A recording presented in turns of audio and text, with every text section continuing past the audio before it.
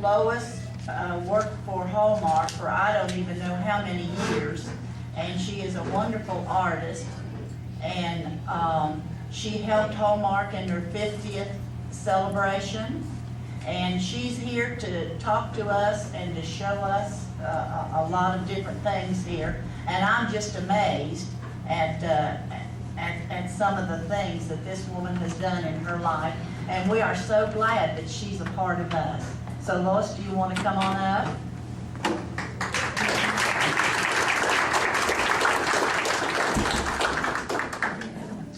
And I had the privilege of being in one of the choirs that she sings in.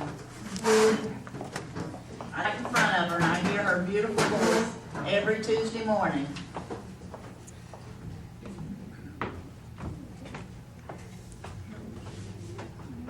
All right, it's all yours. Thank you. I hardly recognized who that was when she was describing me. Anyway, I'm Lois Jackson, and I want to say first of all that I want to thank all of you for welcoming me, because I was a stranger. You took me in, and you took me in with love and kindness, and I just appreciate it so much. I've been here now not quite a year. In July, I will be a member of this church in July, so I've been here about that long. And it was a hard change for me to make, but you all have helped so much to make it easier. And I want to thank you before I get to the other. Now I think, in fact, I was thinking this morning before I came, this is a lot like a big show and tell. Because there's a lot of stuff here, there's a lot of things to tell about it. So I hope I don't bore you with information, but I think all of you would like to know a little bit about how the Hallmark company was started. Would you like to know some of that? Yeah. Because that's really a wonderful story. You've heard of men being lifted up by their own bootstraps. Well, Mr. Hall was one of those people, because he was born in a very poor family in Nebraska, in a little tiny town called David City, Nebraska, which was really tiny. And his father was an itinerant preacher who traveled all the time. He was very seldom at home and sent very little money back home to keep the family going. So they actually lived in pretty poor circumstances.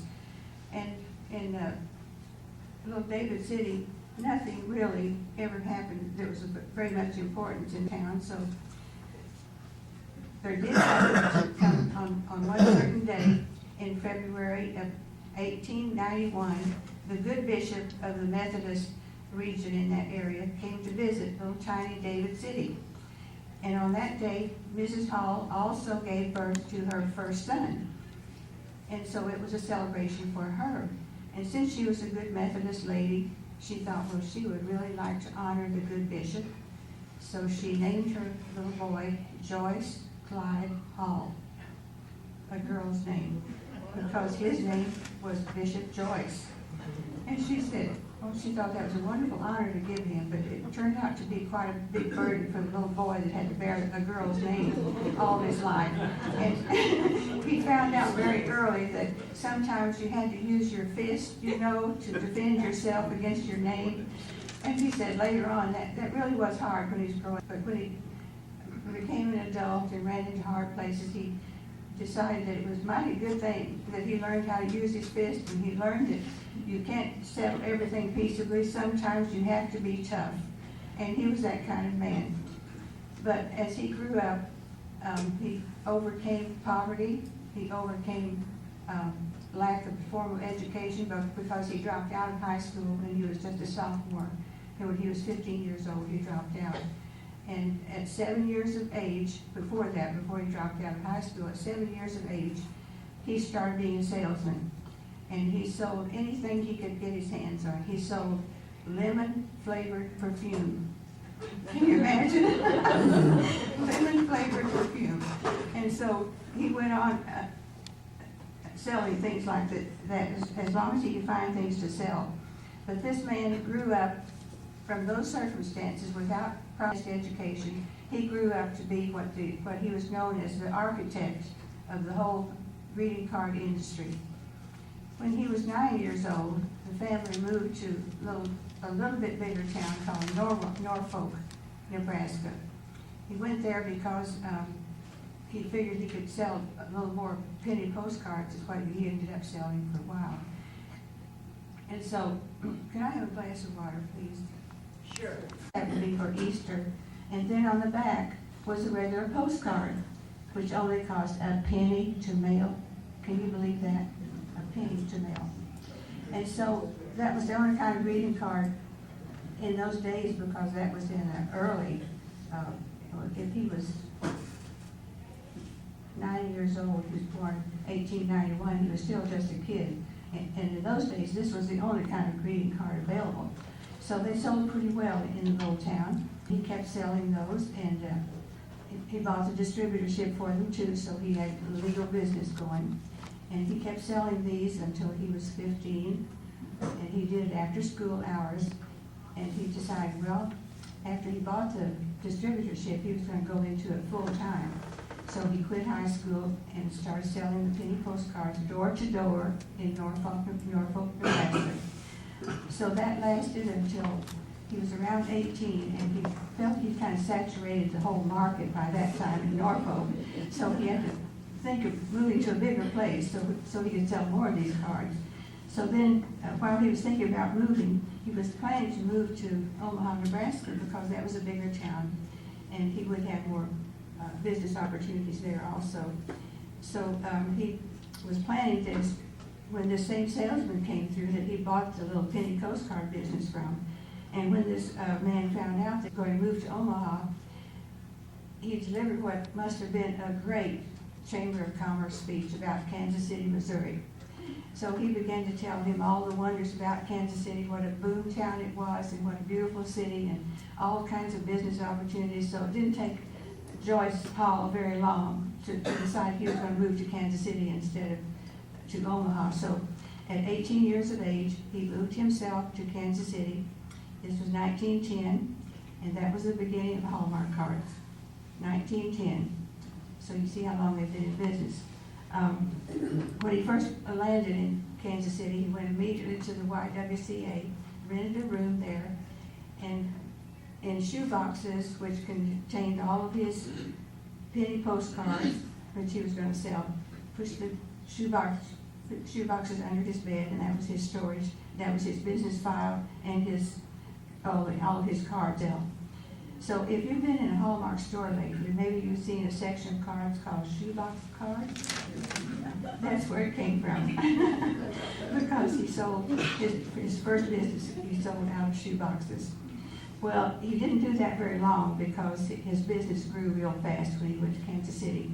And he began to sell penny postcards just far and wide. But back in his mind all that time, he had an idea since he was just a young boy about a greeting card. After he sold penny postcards, what gave him the big idea, he wanted to sell a prettier card than that. He wanted something that would fold up, and open up, where the sentiment would be inside, and then the beautiful painting of some kind would be on the front. So that's what we have today. The regular card that you see on the counter, most of them fold twice. You have a big piece of paper that folds once, and you fold it again. So that makes what they call a French card. So he was the first to invent the French fold card. And after he did that, his business just took off wildly, just went everywhere. He just sold all over the United States. And so the business just kept growing after that time. So he started that in 1910. In 1911, his two older brothers joined him in Kansas City. One of them became a vice president in charge of the office manager, and the other became a treasurer.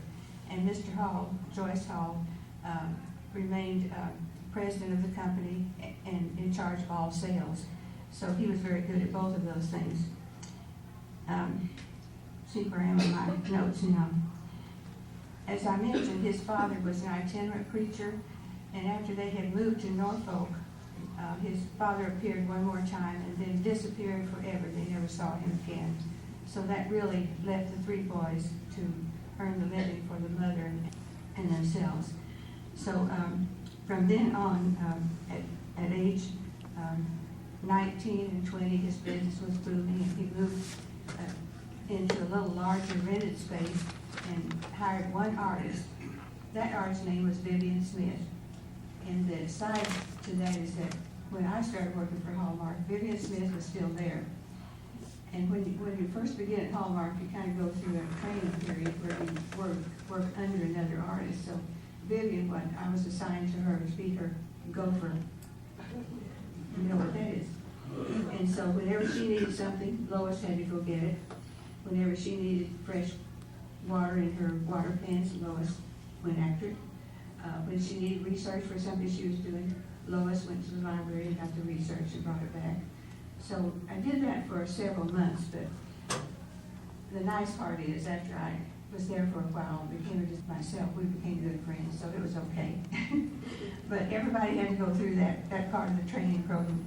And by that, you learn to cooperate, you learn to work with people, no matter what you had to do. That's the way it worked.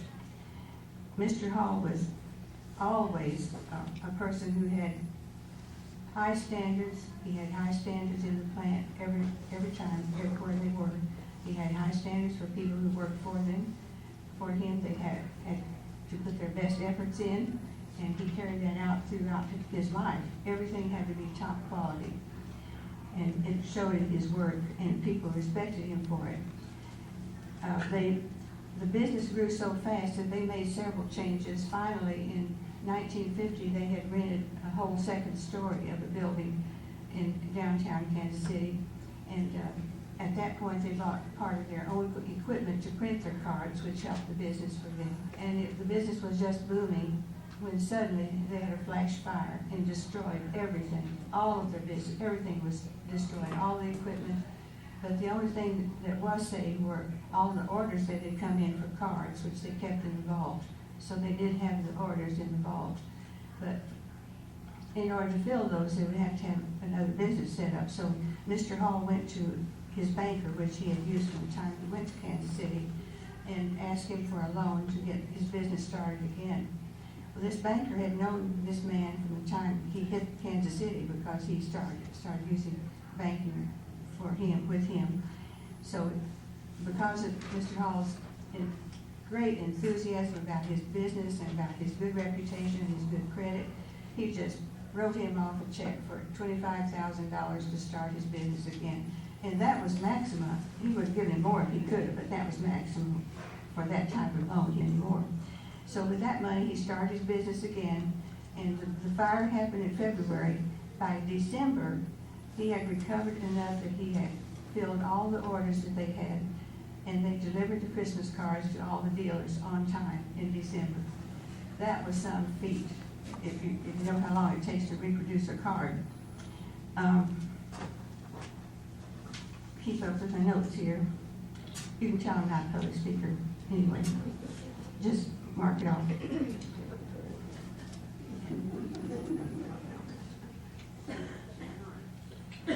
The business continued to grow so fast that they moved several times to different locations just to keep up with the business end up have room enough for their equipment and for the artists. He ended up in,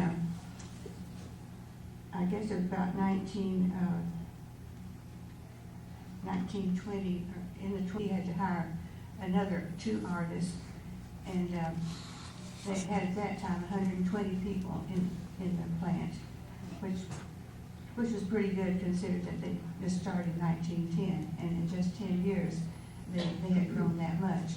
Well, they just moved from one place to another until 1923. They moved into their, I've got some pictures here which you can look at later of the different buildings they were in. They go down the line here. In 1923, they moved into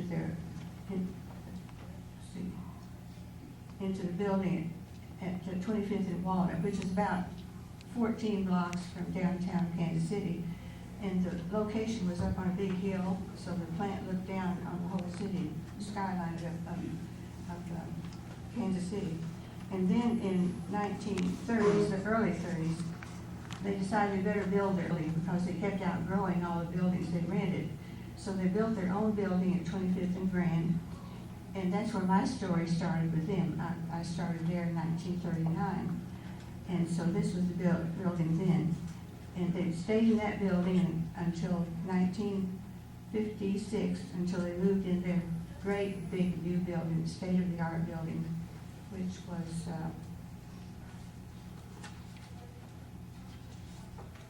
you can see it better when I put it out in front of you. Oh, it was a gorgeous building, inside and out. And it was built totally with their own profits from their own company. They didn't have to have any borrowed money. And so that's where they are now. They moved there in 1956. And they retained the building next on the street right across. This is right across where they built the first building they built. And they modernized that building because they kept it. They wanted it to look like this one, so it looks a lot like this one now.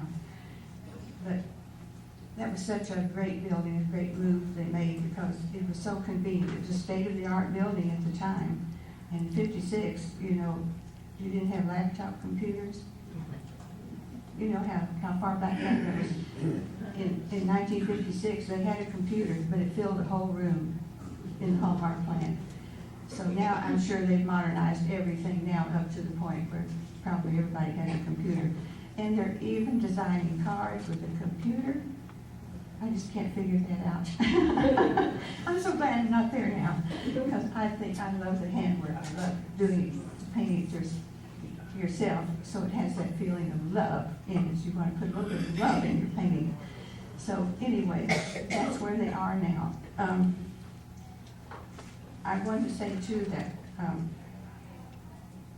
Mr. Hall was known as, by a lot of business people and his own people too, as a compassionate patriarch. And that meant that he really loved his people that worked for him. I had experience with that, and I know it's true, and I thought maybe you'd like to hear my story. Then I'll get to some other things after this, but I think you could appreciate the type of man he was when you hear what he did for me. I started there, as I said, in 1939, and I had been there less than 2 years because in November of 1940, I became deathly ill one night at home, and my mother was very worried about me. But back in those days, you know, you didn't dial 911 for an ambulance to come and take you to the hospital. Lay there and figure out what you should do because you were too sick to get up out of bed to go to the doctor. But thankfully, mother knew a family doctor real well. Her mother had worked for him as a nurse, you know, to help his patients who had surgery or had a new baby or something. So she knew him real well, so she called him in the middle of the night, and he came out to see me, to see what was wrong. Well, he just discovered that I had acute appendicitis attack. And so I really suffered all that night. And he said, well, we'll just wait till tomorrow morning and see if this subsides. And if it does, she's probably going to be okay. So we waited all night. Next morning I wasn't much better, but I was some better. So I waited another 3 days. I think I stayed off work 3 days. Then I went back to work. And I still wasn't feeling well, but at least I was over the sick part, you know.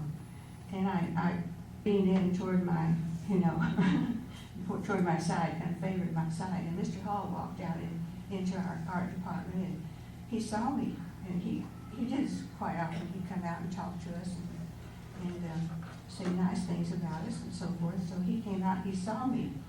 And so he walked over and he said, I'd like to see you in my office. So I thought, uh-oh, what am I in for?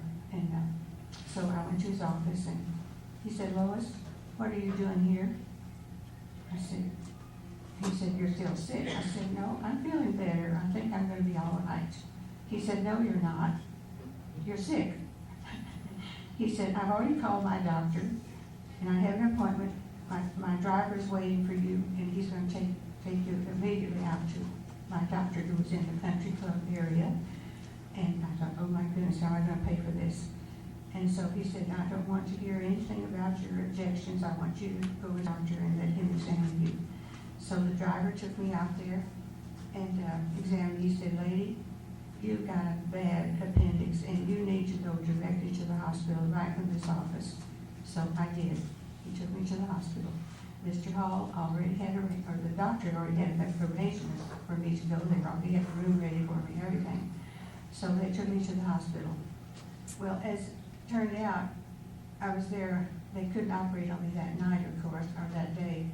So the next day, before they could do anything, I came down with a really bad cold. Where I got it, I don't know.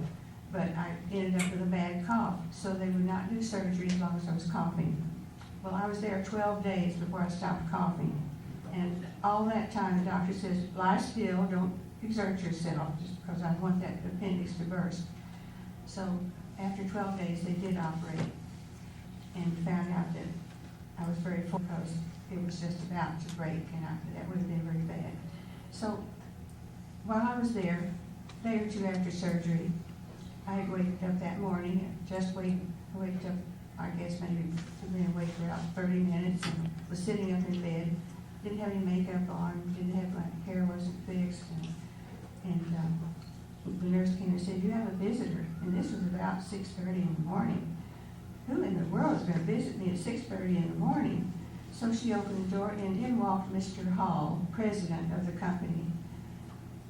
Oh my goodness, look at me. I could not believe it, you know. If I know the president was coming, I would have, tried my best to look like I wasn't recovering from surgery at least.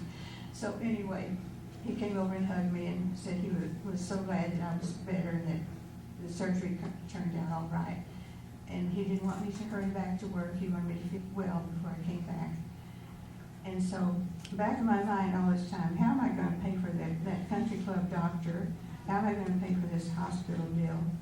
So while he was there that morning, he said, I don't want you to worry about a thing. I've already taken care of all of it. This was the kind of boss he was.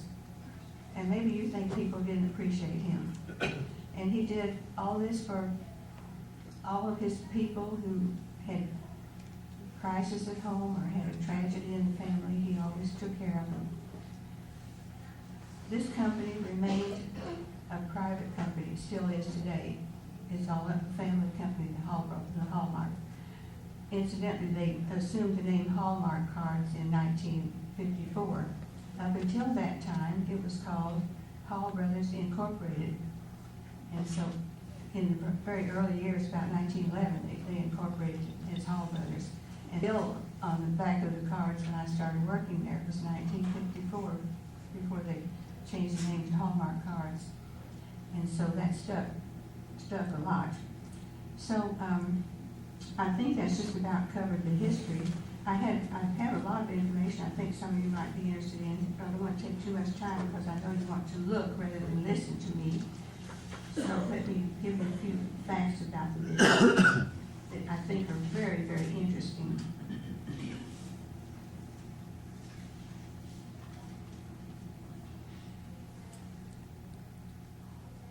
Mr. Hall retired in 1966, and his son took over, Donald J. Hall.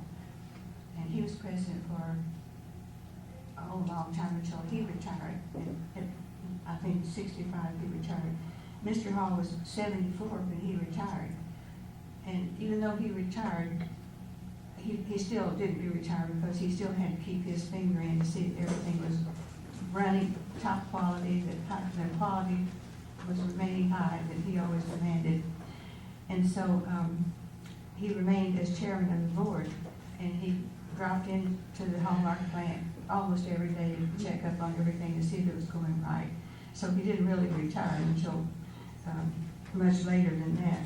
In fact, when I was going back to the plant, he would come in very often, and I would see him once in a while when I went back during the summers. So that leads me to another point that you might be interested in. But first, let me tell you some of these facts that you might be interested in. There are now 18,000 employees worldwide in Hallmark. 4,500 Hallmarkers at the Kansas City headquarters alone. And there are many other plants that do handwork on the cards, do some of the printing, do some of the other work that is not done in this main headquarters plant. So there are many other buildings with many other people that are not counted in this count. There are 800 artists and stylists including writers and photographers working now in the main headquarters, 800. When I was there were about 75 designers, and then there were, I'd say, up to maybe 150 people, 150 people who did other parts of the reproduction, but they were not the designers.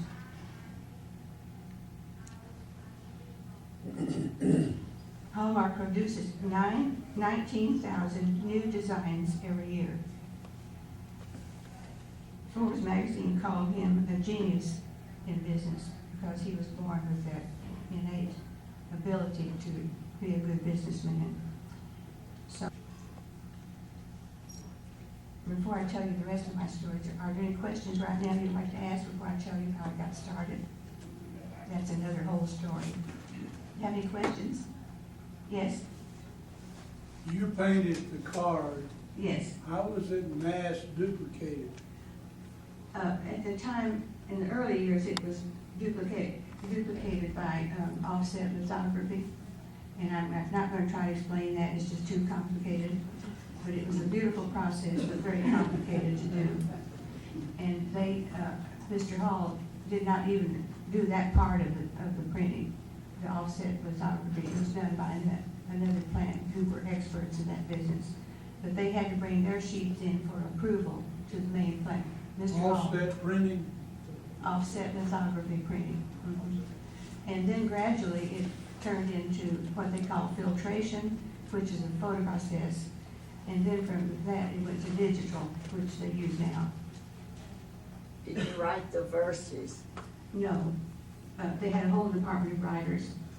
I wrote 2 verses that they accepted, but they discouraged the designers from writing. They wanted them to design. And so, even though I love to write poetry, some poetry, they didn't want us to do that. So there's a whole department that does nothing but write poetry. Was the company affected any by the Depression because it was right there in the midst of it? Well, we were just coming out of the Depression when I started there. And they were slightly affected, but it was amazing. Mr. Hall said that they were not affected greatly by the Depression because people still wanted to send cards.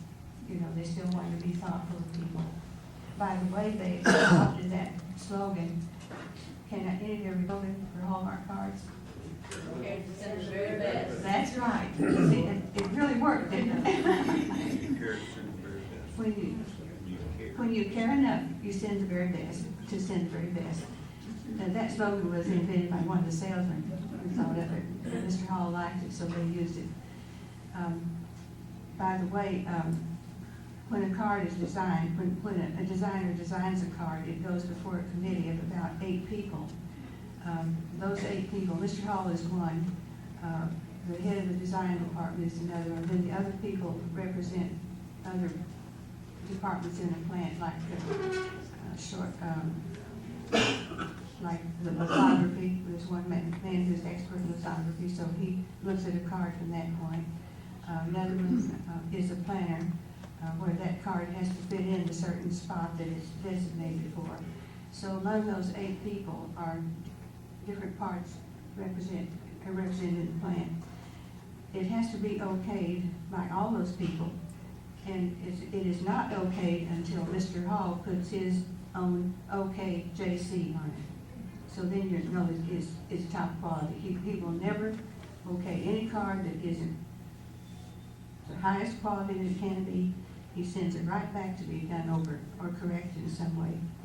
So that quality carried through all of his life with the company, and still does. They still produce top quality. That's why they're the largest company in the world.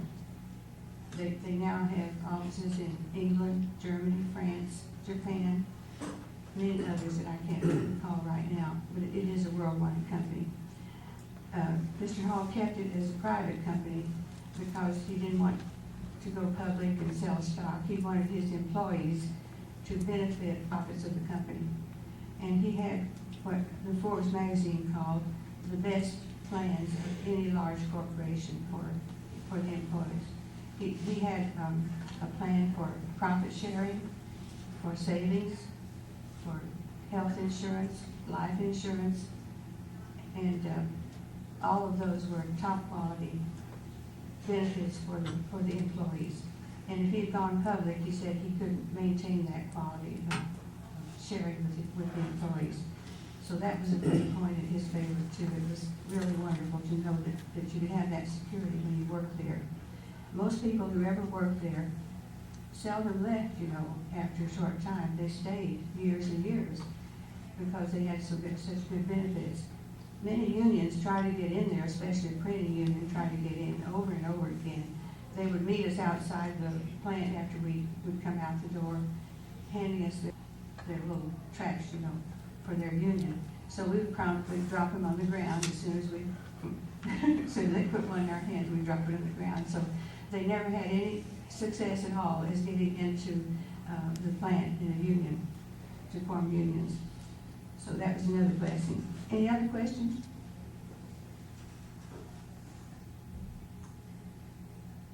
You might want to know how a card starts. It starts out from the planning department, which plans the whole line, whether it's Christmas line or Valentine, whatever. And they plan the line, the kind of cards they want in it, and they usually have from the writer's department, they usually have the verse that will go inside. That is put on a ticket, which is approximately about this size. And on the ticket, you will find the size of the card. As always, determines the price of the card. In other words, a 25-cent card is always the same size. 25-cent card, how long ago was that? Should I say $1.25 or $2.25? Anyway, back when I first started, there were 25-cent cards, there were some 10-cent cards, there were even some 5-cent cards. And so I want to call your attention to some of them down here in just a minute. But according to the size of the card, you determine the price. You had the colors that you were to use. The usual 4 colors were black, red, yellow, and blue. And from those combinations, you had all the other colors. You had your greens and your purples and all that. So that was determined by the ticket. Then the ticket was given to the art director of the art department, and she would decide to give the tickets to, depending on the subject. She would give the subject to the person who did work of that kind. So after you received a ticket from the head of the design department, you had a blank sheet of paper in front of you, and you started out. You had to get an idea up here somewhere. Very seldom did they give you an idea of what they wanted. They might suggest the colors they want to be predominant on that set of cards. Like they wanted a whole set of cards which consisted from 8 to 12 cards in a set. And they wanted it to be predominantly pink, or predominantly lavender, or predominantly red, in case of Christmas, or predominantly green, whatever the colors were. So you started from there. Sometimes you did have specific things designated, because on children's cards, you wanted a little teddy bear or a bunny or that sort of thing. Then you had somewhere to start with. And sometimes they would suggest certain flowers that they wanted to be used on the front of the card. I did general cards. I did babies and flowers and that sort of thing. There were other artists who did just animals, little baby animals and things like that. So each of us were, categorized as to the type of art that we did. So that's the way the card started out. After you finished your design, well, first you laid it out usually on a piece of what we call tracing paper. And that doesn't mean you trace things. That means that it's an easy paper to work on, because you can erase easily and make your changes. And when you get it to look like you want on the tracing paper, then you transfer it to your watercolor paper over a light box. And then you do the painting, and then that's the finished work. And then it's presented to the OK committee, and they consider whether that design is accepted or not. I had pretty good luck. Mine were usually accepted, but maybe some little changes once in a while, but If it wasn't accepted, then you started over again and did another design. But that didn't happen very often. So that's how a card starts and how it's finished to go into production. You design all cards a year ahead of time because it takes that long to go through reproduction and get into the salesman's hands before it reaches the market. And speaking of the sales, Mr. Hall has a very special, how's my time going? It's time. It's time? Oh dear. I knew it was gonna happen. But I'll tell you, if y'all want to stay and look, I'll stay here as long as you want to stay after lunch. Lois, would you take just 2 or 3 minutes and tell us how you went to work for Hallmark? Oh, that's a miracle. I have to tell you that. Y'all want to wait for lunch a minute? Go. I'll try to make it short. I wasn't watching my clock. That's all right. That's usual for me, not watching clocks. I'm sorry. I had graduated from high school. I took art all through high school because I loved art. But I could not go to college because of our family situation. My mother was alone with 4 children, and it was necessary for me to go to work as soon as I could to help her support the family. So instead of going to college, I went to a very quick commercial art course there in Kansas City, and learned a lot in that, but it wasn't the kind of art that I really wanted to do. It turned out to be newspaper art, and I had to draw furniture, rings, jewelry, all that, because that's the way Ed in those days. They were all hand drawn. And my work was okay, but my speed was lacking. In that business, you had to be fast. And God somehow didn't pass out speed when He passed out talents to me, so I wasn't very good at the speed part. So my boss there was very understanding. He said, "You do beautiful work, but you're just not fast enough to meet the deadlines for the newspaper. So I'm going to help you find another job which would be more suitable." So he found another job for me, not very far from where the Hallmark plant was at that time. And I had always dreamed of working at Hallmark, but I just was afraid, you know. My art teacher told me I wouldn't have a chance there, so I never even tried. And so I went to this new job and was hired as a illustrator for their designs. They manufactured ladies' dresses, so I was to be an artist, you know, to build designs in the paper.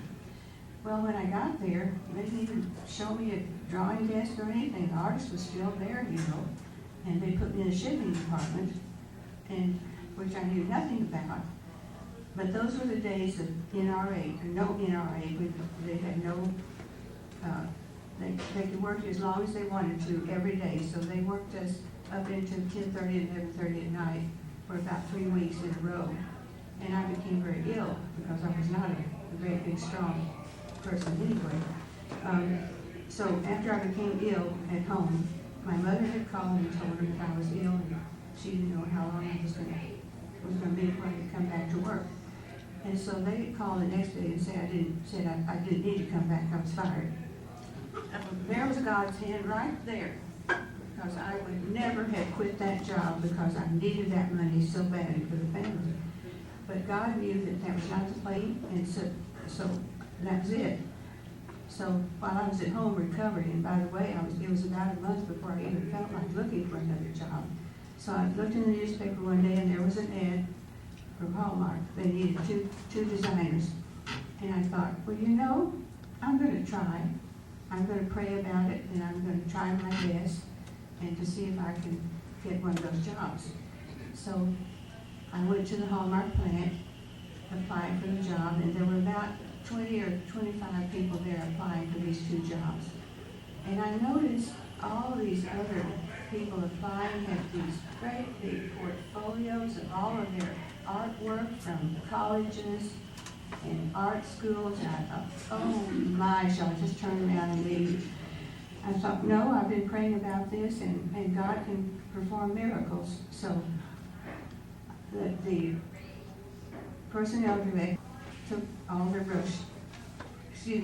brochures and told all of us to go home and draw what we think would look nice on a Hallmark greeting card. You can draw anything you want, just come back in a week and bring your drawings back. And that was supposed to be a drawing sheet, which is about 9 by 11 or something like that, on drawing paper. So I went home and I drew little bunnies and kitty cats and puppy dogs and flowers, roses and pansies and forget-me-nots, and all these little patches of things, you know, on this one big sheet of paper. Took it back the next week, and by that time, the crowd had dwindled to about half that size, because they didn't want to do that, you know. So she said, now go home and do another sheet like that. So I went home and I did another one, and went back a week later. So at that point, she said, well, I'm going to choose 4 of you from this group. And she said, I'll be calling you at home. So she called me at home and said I was one of the 4 that she had selected. And I thought, I don't have a chance. All I have is those little samples, you know. I don't have any big art school stuff or anything. So she said, come to the plant the next day, and I would be interviewed by Mr. Hall. So I was interviewed by Mr. Hall. She called, the personnel director went in with me, and I went into his beautiful offices behind this beautiful desk and gorgeous place. And I thought, what am I doing here? So he looked at me and he said, how old are you? I said, 18. He said, you are not. And so the personnel director said, yes, she is. I have her birth certificate. She's 18. And in fact, I was going to be 19 in about 2 months at that point. So anyway, he said, then it was after that he was very nice. And he didn't know why I want to work at Hallmark. And I told him I always dreamed of working there. And I just thought it would be the most wonderful place in the world to be able to draw those things for those cards. That's about all I could say. And so he dismissed me, and he interviewed the other 3 girls. There were 4 of us that were to be interviewed. So the next day, the personnel director called me, and she said, Lois, you've been hired as one of the 2 girls. Oh my goodness, you can't imagine how I felt. I just thought, God, you are so wonderful. I can't believe it. You know, I just can't believe it. And that, I think that was one of the most wonderful days of my life when I did that. So he was just so gracious to me, and all through my life there at Hallmark, he was just so wonderful. I worked there until 1945, when I was married. My husband was in the United States Army Air Force at the time. He was a physical training officer. And the day we were married, on August 14, 1945, something really big happened. Any of you remember? Bob? What? What, Bob? No. VJ Day. The war ended with Japan on August 14, 1945. So I had to quit in order to go with my husband. He was still in the service at that time because they weren't immediately released, you know. So he had to stay in a few more months before he was discharged. So when I had to quit, Mr. Hall did not need to quit. He wanted me just to take a leave and come back and work full time again. And he said, and I said, well, I don't know where we're going to be, or we didn't know at that time, you know, what we're going to do or where we'd be. So he said, well, when you get settled, if you change your mind, come back and we'll work something out. So when I went back, I had worked there almost 7 years at that time, so I had established myself pretty well. And he said, we'll work out something for you. So when I went back, they worked out a plan where I could work at home, and then they would bring me back to the plant every year, at least once a year, for me to keep in touch with everything there. So that was wonderful. Every year I went back, and it's like a wonderful paid vacation, you know, like working the plant just like I never left. It was so natural to go back. So God really blessed me. I just can't thank him enough for how he guided my life and how he gave me the job. He really did give me the job, because I didn't have the right qualifications at all. So that was it.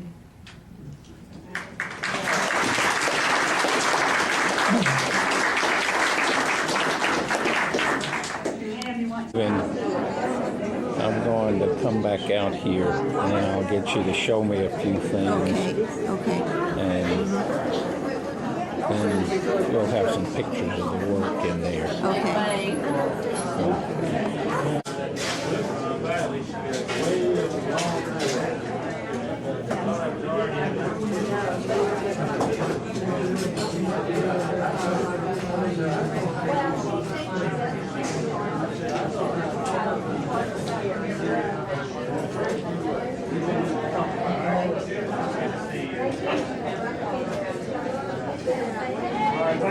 Thank you, sir.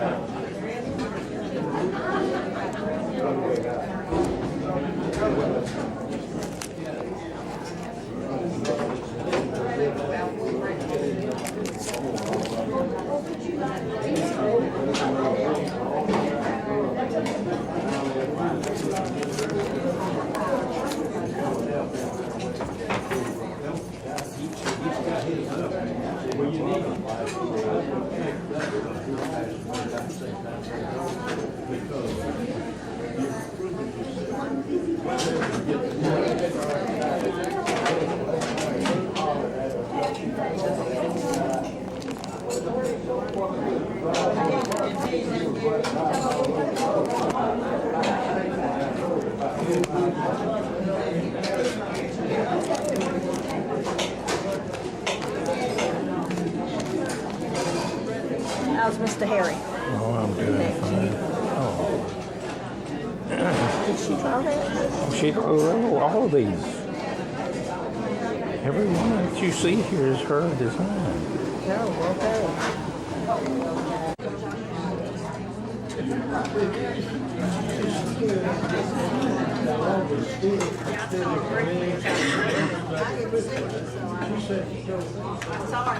okay.